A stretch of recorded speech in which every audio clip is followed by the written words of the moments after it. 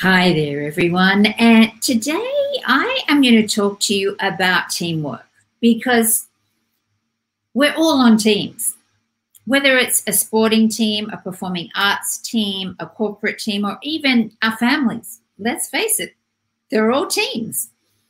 And in order to make that big, bodacious goal, vision, dream work, we have to make sure the team is working to its absolute maximum.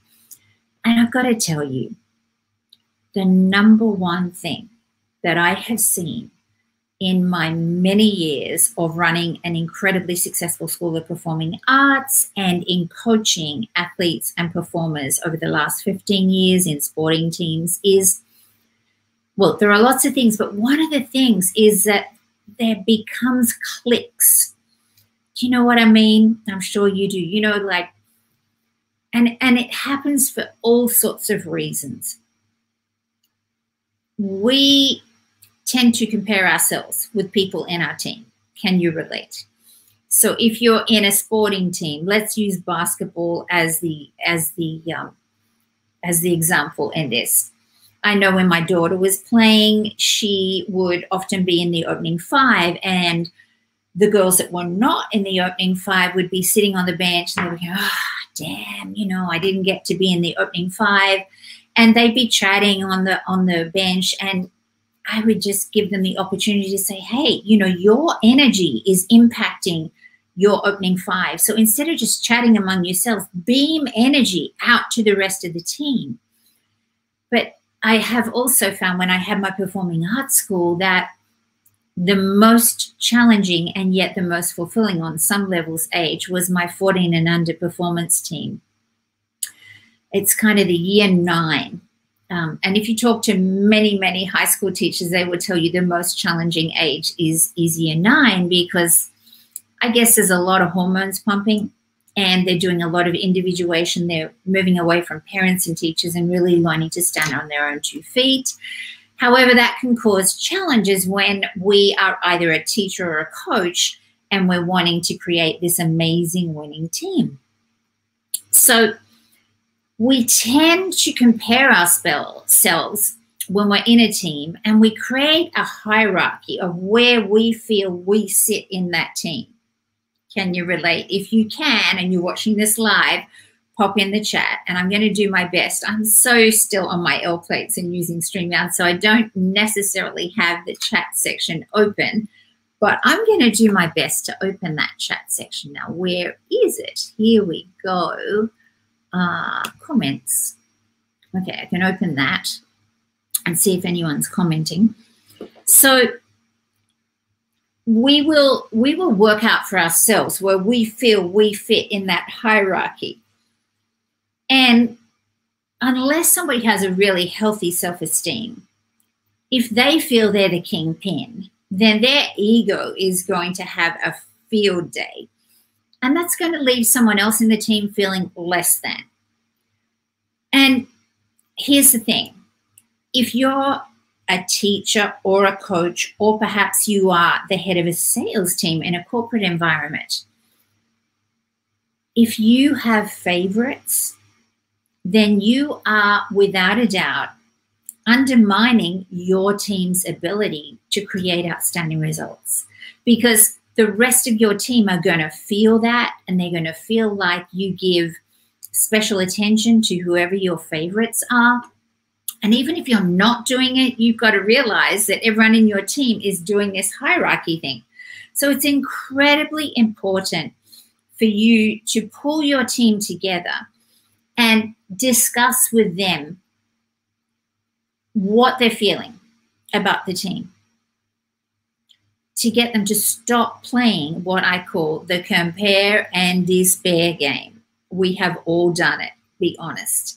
And instead of playing compare and despair, I talk about being comparing and daring to be the absolutely best version of you that you can be. That's the only person you need to be competing with, nobody else on your team. Setting yourself personal goals, setting intention before you step on the court or step on the stage or pick up the phone to do a sales call.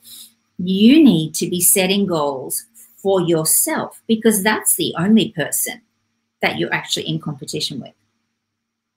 But we can get caught up in this playing compare and despair and resenting people on our team for being better than us. And that is going to undermine the team's success. Here's the other thing I always get teams to do. I get them to get a piece of paper out and write down all their limiting beliefs about anyone else on their team, including themselves, about their ability to bring the team to amazing, outrageous success. So let's bring it back to basketball. I've done this with basketball teams and it's created amazing success. Because here's the thing.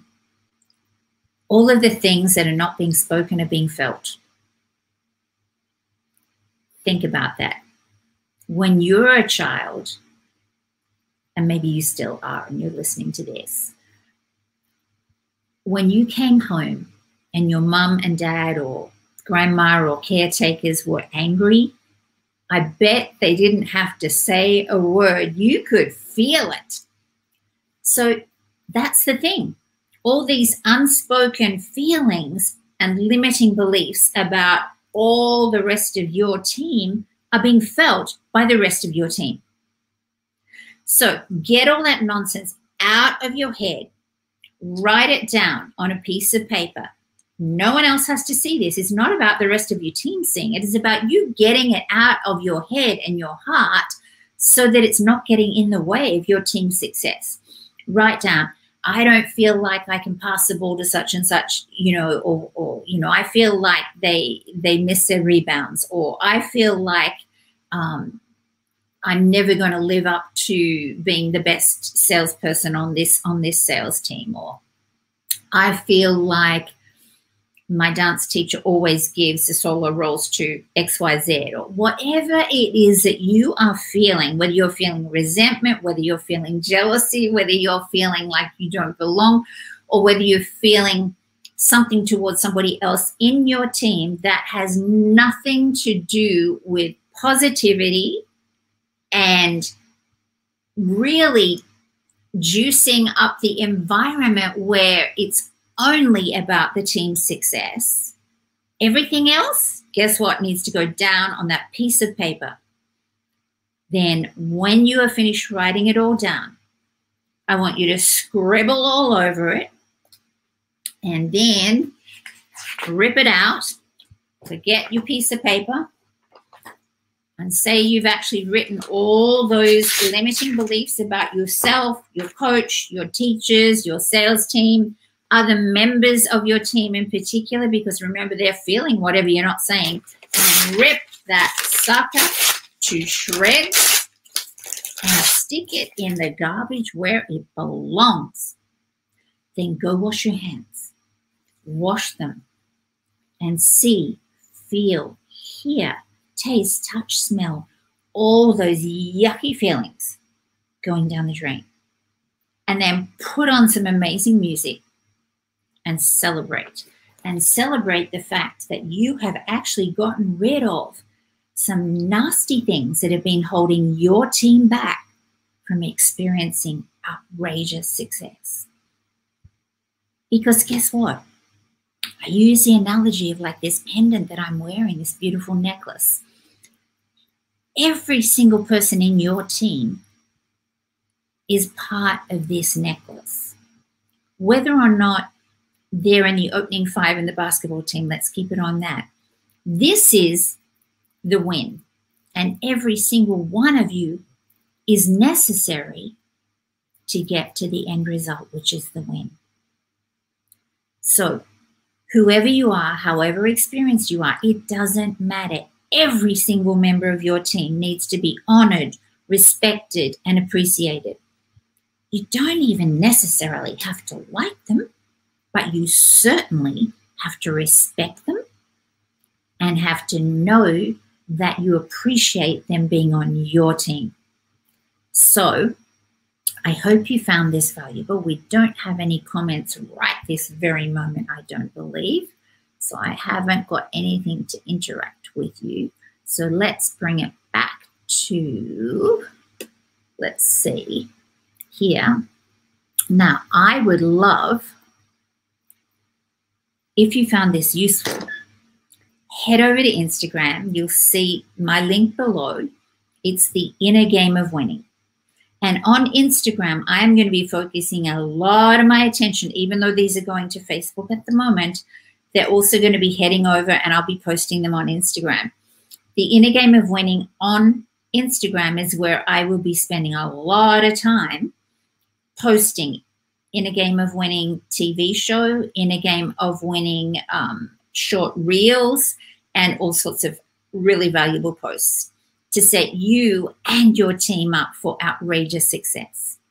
So thank you again for watching. I hope you've enjoyed it. And if you have, please comment, make some comments below. And I look forward to seeing you on my next broadcast. Ciao for now.